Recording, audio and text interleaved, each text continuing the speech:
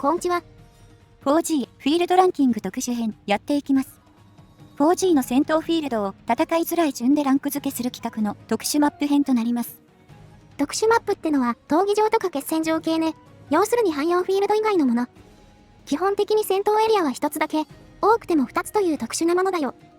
これらは大抵イベントや強敵との戦いで選ばれます。1エリアの質が鍵となりますね。なお、ダレンとダラ専用のフィールドである大砂漠と千剣山は除いています。この2つはモンスそのものがフィールドの一部だからね。ちょっと他と基準が違いすぎてな。それ以外は少なからず汎用的に使われるから、ランキングを作るのがやりやすかったよ。では、やっていきましょう。企画スタート。第8位は戦闘町。今回のランキングで一番戦いやすいってことね。ここは迎撃態勢となったドンノルマ。ベースキャンプは広場そのまんまですね。4G から復活した本フィールドですが、たくさんのモンスターが遊びに来てくれます。ここはなんといっても平坦、これに尽きるね。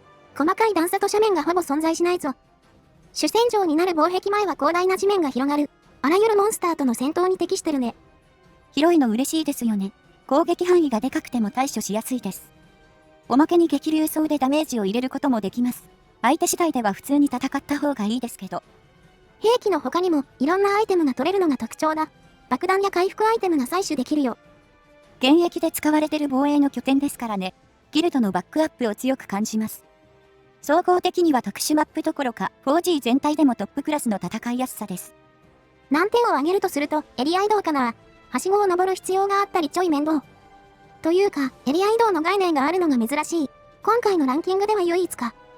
ですね。他は BC と1エリアだけの構成なので、モンスを追いかける手間があるのはここだけです。とはいえ、それが気にならないくらいに戦闘に向いたフィールドになっています。第7位はシュレイド城。映画を極めた王国の慣れの果てだ。出現モンスターはミラ君とルーツ君のみ。他の生物はおいそれと近寄れないでしょう。ここは初代モンハンから登場していますね。かつては実質2エリアだったのが一つになっています。ここは戦闘町ほどでないが、斜面と段差が少ない。戦闘に集中しやすいぞ。迎撃装置が充実してるのも魅力。広さはないが、その分誘導しやすいね。ミラ系は激流走も高速弾も非常に有効ですね。これは逃さずに当てたいところです。ただし、完全な平坦ではないので、マップ中の小さい段差には注意する必要があります。意図せず引っかかってブレス食らわないようにね。できれば乗り用に活かしたい。さっき言った通り出現モンスは限られるけど、どちらも大物だから両マップなのはありがたいな。2体とも素材の使い道は多いですからね。連戦は必至になります。むしろ DLC 終了のが響いてますね。G 級以降、通常クエで行くことありませんから。となると、本当に行く機会少ないね。背景とかも凝ってていいところなんだが。上空には暗黒の穴開いてますからね。絶対あれ放置しちゃまずいですよ。第6位、立体闘技場。普通の闘技場とは別マップだぞ。その名の通りで、上部にはツタが広がっているほか、なんと激流走を使うことができます。ツタ上は当然ながら平坦で、ツタやられが狙えます。登るのだけ面倒ですけども。下は下で、ちょい段差はあるものの、普通の闘技場より平坦で戦いやすいぞ。登場モンスター自体は少なめだけど、しっかりツタやられ状態になるやつが多いね。普通の闘技場とは違った魅力がある。というかこっちのが両マップです。ただ、ここが採用されるクエストは、どれも一癖あるものとなっています。主として闘技大会系だな。というかイベクエ以外の通常クエってないんじゃないか。多くの場面で複数闘が相手になるよ。兵器もツタもうまく使わないといけない。立体だから対抗できるのか、それとも難しくされたか、どっちが先かわからないですね。そのため、ここ自体にいい印象は持ちづらいかも。マップそのものはいい場所なんですが。お手軽に激流走を使えるのは熱いしね。普通にクエで遊びたかった気もするわ。第5位は金属地。シャガル君の生まれ故郷かな。場所としては天空山のどこかみたいですね。ベースキャンプはほぼ全く一緒です。その名の通りで入っちゃいけないんですけど、シャガル以降もちょいちょい出入りはできます。ダブルクロスだとモンス入れ放題だったよね。時間が経って名前だけ残ったのかな。ここ、基本的には平坦な地形になってるんだが、中央にでっかい岩があって混同範囲は狭いよ。この岩、弾よけにはなるんですが、すぐ回り込んだりできず、融通が効きません。マップ右側に小さな段差があるんですが、岩があるとここに引っかかりやすいです。シャガルって位置よけが重要なモンスだから、これ地味に困るんだよな。岩は破壊可能なのが救いかな。爆弾で即破壊狙ってもいいくらい。他は特に語ることもありませんけど、シャガルがいるととにかく暗いですねここは。雰囲気出てて面白くはあるんだけどね。視界良好とは言えんな。そのくせ地面は白っぽくて、シャガルの尻尾がくっそ見づらいよ。これ結構切実な問題ですよね。ほぼ同化してますよ。まあ、位置覚えてりゃいいんですけど、素材集めでは苦労しますね。総合すると戦いやすさは普通って感じかな。見づらさは置いといて。ですね。少なくとも悪い印象はありません。第4位、闘技場。こっちは二重じゃない方だね。シリーズおなじみのマップですが、こちらも4仕様になっていますね。つまり、段差と傾斜が用意されています。中央付近だけは平坦ですが、平坦な部分の割合が狭いんだよね。モンスの行動次第ですぐ外れちゃうぞ。特に左の入り口から入った付近は、実質の行動範囲がかなり狭く限定されてしまう。この辺、斜面が急なので、段差の飛び降りも隙が大きくなりますからね。この時点で立体闘技場より戦いづらいんですが、ここは採用クエも軒並み面倒になっています。闘技場らしく闘技大会と、後半の大連続クエで採用されてるね。実質の戦闘可能なエリアが狭いから、広さの割に窮屈に感じやすいんだよね。煙玉は必須アイテムでしょうね。入った瞬間成功しなければ即リタでいいレベル。本来、これを分断策が担ってくれるはずでしたが、これも非常に中途半端な設備になってます。クエごとに使用できるかどうか決まってるっていうね。これマジで意味がわからない仕様だよ。使いたいクエに限って使えません。使えるクエ数えた方が早いレベル。ということで、基本ないものとして考えましょう。使えるクエは儲け物と捉えるしか。これらも踏まえると、総合評価は微妙。戦いづらいマップって結論かな。闘技場はサードあたりから不便な印象になってます。複数と詰め込めばいいってもんじゃないんですが。第3位は塔の頂。昔で言う孤島の頂上マップだね。出現モンスターも孤島にちなむものばかりですね。ルーツくんはシュレイドに行ってしまいましたが、ここもシュレイドのように地形が変化しておりまして、壊れる建造物や段差が配置されています。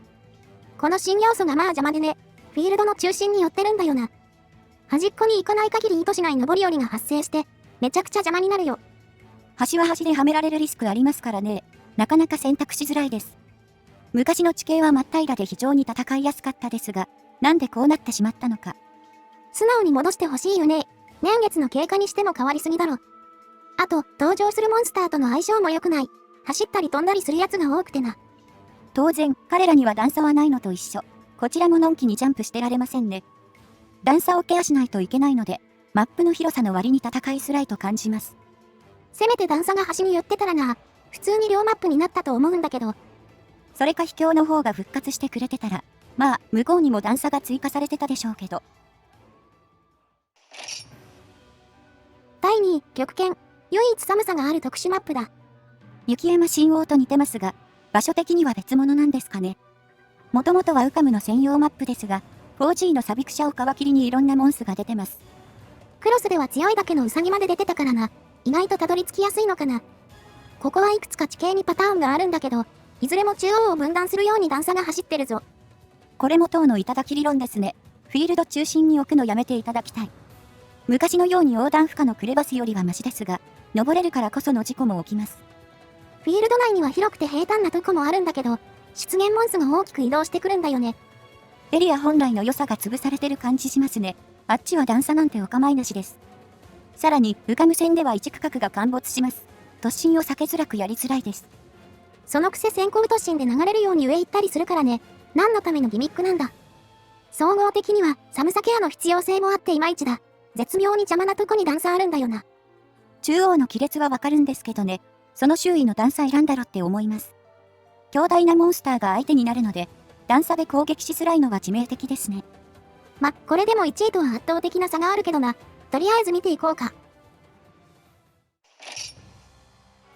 栄えある第1位は溶岩島。見事最も戦いづらい特殊マップとなったよ。地形パターンは全種共通のはずです。わかりやすいと言いたいところですが。こちらは極限の対になってるフィールドですね。アカムや臨海ブラキ、バルカン君などが登場。暑さはもちろん、段差と熱ダメがあるよ。火山地帯ならではの要素は完備。その上でここが問題なのは、2つの陥没する地形。どちらも大規模なものとなってるぞ。これ、場所も相まってものすごく戦闘に影響します。シンプルに熱ダメの発生も厄介なんですが。入り口から見て左側は溶岩が近くにあるからね。ものすごく悪い足場で戦う羽目になる。それから陥没、隆起時のリアクションも厄介。こちらは無敵だが、攻撃がキャンセルされるぞ。食らってもノウトウはしないんですよね。緊急回避ができないのは困ります。島全体の面積は広いんですけど、自由に移動できる範囲はかなり狭くなってますね。この移動しづらさがここの最大の問題点だ。モンスターを追うのがとにかく面倒。特にヤバいのが赤無線だ。定位置に移動してブレスする行動があるが。定位置がほぼ島の端と端なので、ものすごい長距離開けられるんですよね。真反対に行かれると、ソニブラガスで届かないレベル。モンスの移動は一瞬です。これがまあロスでヤバい。突進してくるのをぼーっと待つしかないよ。で、追いついたと思ったら段差と熱ダメージ。何の罰ゲームなんだよ。アカムを含め体格の大きい相手が多いですからね。地形との相性は最悪クラスです。結果として、ここはぶっちぎりの悪マップです。2位以下と大差ついてます。玉剣なんて可愛いもんだよね。あのくらいのサイズがちょうどいいんだ。ここも自作では大賑わいだったが、まあそれはいいか。以上、特殊マップのランキングでございました。やっぱり灼熱地帯は強いですね。溶岩島だけが抜けすぎててやばいよ。他のとこに分けてやれよ。感覚としては上に書いた通りで、両マップはせいぜい上位3つかな。特殊マップは行く機会が限られますが、戦闘外は割とクエ多くて嬉しいですね。あと、普通マップとした注意のマップたちは、印象としては横並びです。玉剣は2位にはなってるけど、闘技場と明確に差があるとは感じてないね。ま、普通って言っても、4G のマップの中では、って注釈がつくけどな。段差と傾斜の導入間もない時期ですからね。どこもボコボコです。特殊マップは、ダブルクロスでは多くの超特殊が出現。行く機会がものすごく増えています。少し仕様が変わったりしてるけど、おおむね 4G のまんまだったね。そのせいで一部クエは地獄と化していたが、まあそれはいいだろう。ダブルクロスも長らくやってませんね。ちょっと感覚が懐かしくなってきました。ほいじゃ、次の動画で。またね。